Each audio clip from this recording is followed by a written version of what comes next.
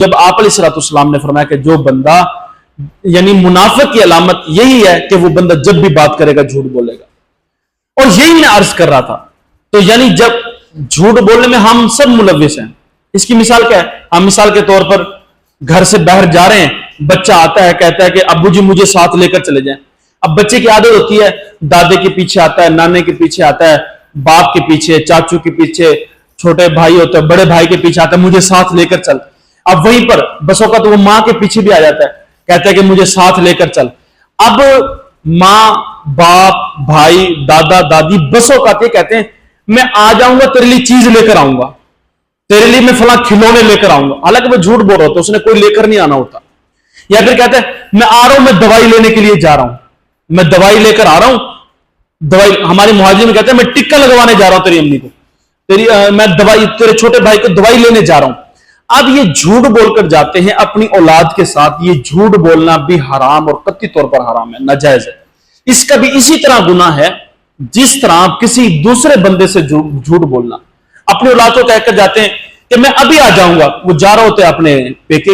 یعنی رشتہ داروں کے گھر، وہ کہتا ہے بیٹا کہتا ہے کہ ابو جی مجھے اپنے ساتھ لے جاؤ، وہ کہتا ہے بس ٹھیک ہے میں ابھی آ جاؤں گا، میں بس تیرے لیے کھلونے لے کر آؤں گا، تیرے لیے فروٹ لے کر آؤں گا۔ اب وہ اس کو یہ رنگ دے رہا ہوتا ہے کہ میں تاکہ اس کو یہ سمجھا رہا ہوں کہ اس کو ٹال رہا ہوں، وہ ٹالنے کے اندر وہ اس کو جھوٹ بول کے چلا جاتا ہے۔ تو اولاد سے بھی جھوٹ بولنا یہ بھی کبیرہ گناہ ہے۔ آقا علیہ السلام ایک مرتبہ تشریف فرماتے ایک جگہ، تو ایک عورت تھی وہ اپنے بچے کو بلا رہی تھی کہ ادھر آ میں تجھے چیز دیتی ہوں۔ تو آپ علیہ السلام سن رہے تھے۔ نبی علیہ السلام نے پھر اس عورت سے پوچھا، ہو سکتا ہے اس میں پردے کا احکام نازل نہ ہوئے ہوں یا آپ علیہ السلام کی کوئی محرم ہو،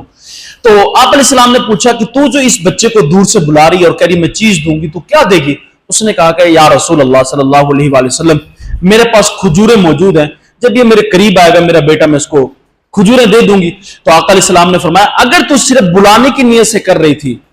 تو نے اس کو کوئی چیز نہیں دینی تھی، تو یاد رکھ تو بھی جھوٹی اللہ کے دفتر میں لکھی جاتی۔ تو یہ بھی ایک حدیث ہے، آقا علیہ السلام نے فرمایا کہ بندہ جھوٹ بولتا رہتا ہے، اتنے جھوٹ بولتا ہے دکان پہ، تجارت پہ، بھائیوں سے، رشتہ داروں سے،